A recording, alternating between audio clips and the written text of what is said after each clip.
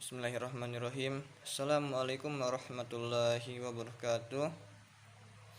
Alhamdulillahilladzi arsala rasulahu bil huda wa dinil haqq liyudhhirahu 'ala dini kulli wa kafa billahi syahida. Asyhadu an la ilaha illallah la syarikalah wa asyhadu anna Muhammadan abduhu wa rasuluh. Rabbi shrah li sadri wa yassir li amri wahlul 'uqdatam min lisani yafqahu qawli. Amin. Allah amma ba'du.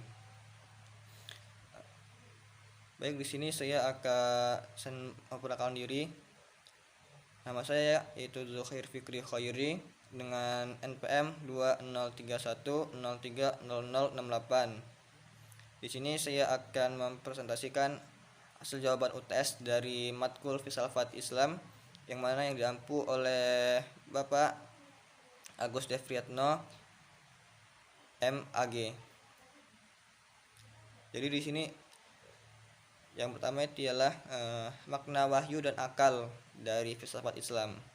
Jadi wahyu itu ialah sebuah petunjuk yang diberikan oleh Allah Subhanahu wa taala atau yang diturunkan oleh Allah Subhanahu wa taala melalui umat manusia.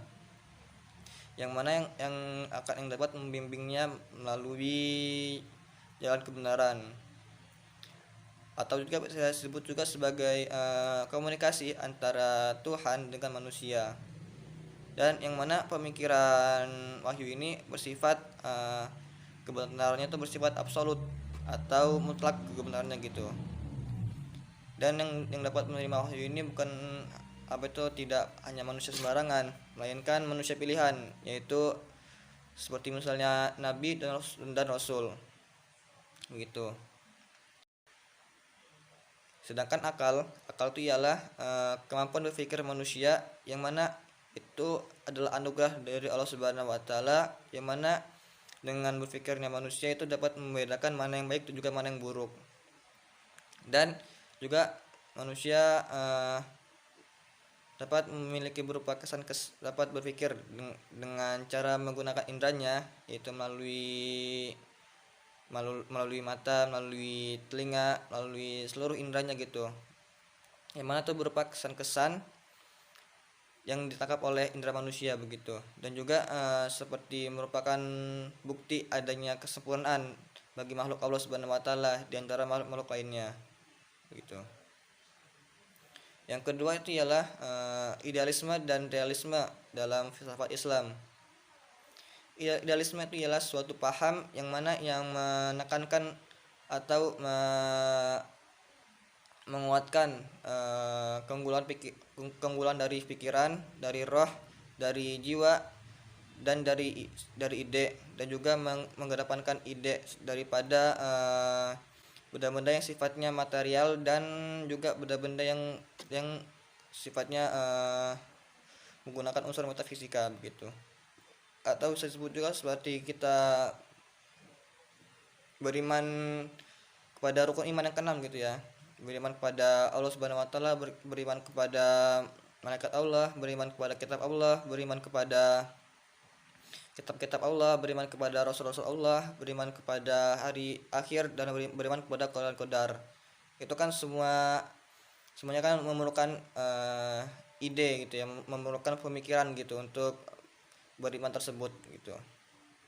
Dan yang kedua itu ialah realisme. Realisme itu ialah suatu paham yang mana paham yang melukiskan suatu kebenaran itu dengan kenyataan gitu. Jadi bisa dikatakan sebagai apa yang ia lihat dari matanya, apa yang ia rasakan dari kulitnya atau dari indranya, itu merupakan apa yang ia yakini gitu. Jadi apa yang ia terima langsung oleh indranya begitu, itu merupakan suatu kenyataan, suatu kebenaran yang ia yakini begitu. Dan realisme ini bersifat bertolak belakang dengan idealisme, karena idealisme kan mengedepankan pemikiran, mengedepankan akal, mengedepankan ide gitu. Sedangkan realisme ini mengedepankan realistik gitu, atau mengedepankan unsur dari indera manusia begitu. Dan realisme ini sangat penting bagi hukum Islam, karena ini merupakan paham yang dapat menjembatani kesenjangan dan juga dapat menjawab problematika masyarakat. Yang ketiga itu ialah proses konsep ketuhanan manusia dalam filsafat Islam, yaitu konsep ketuhanan konsep ketuhanan pada masa Yunani kuno itu ialah bentuk kepercayaan kepada mitologi yang berkembang di kalangan masyarakat gitu. Jadi istilahnya seperti kayak legenda atau mitos yang berkembang dari masyarakat, dari mulut ke mulut gitu. Dan ini juga merupakan suatu wujud dari kepercayaan mereka itu sendiri gitu. Dan kesebutan pada dari masa ke masa itu ialah pada masa kuno itu ialah konsepnya itu akan ada banyak Tuhan gitu. Kayak seperti Yunani kuno itu kan menggambarkan adanya banyak dewa-dewa gitu, seperti dewa Heraklius, dewa Zeus, dewa-dewa dan dewa-dewa lainnya. Dan seiring perkembangan zaman itu ialah jadi dari masa ke masa, yang dari awalnya yang zaman kuno itu awalnya banyak Tuhan, dari masa ke masa gitu, dari makin ke sini begitu Tuhannya akan mengurang gitu, hingga ke konsep ketuhanan yang paling modern itu ialah Tuhannya tinggal satu gitu. Jadi tinggal tidak Tuhan selain Allah. Jadi seperti agama Islam gitu. Agama Islam ini kan sudah memiliki konsep ketuhanan yang paling modern gitu dari antara agama lainnya. Mungkin sekian yang dapat saya sampaikan. Lebih kurangnya saya mohon maaf. Pada Allah sama ampun. Wabillahi taufiq wal hidayah. Wassalamualaikum warahmatullahi wabarakatuh.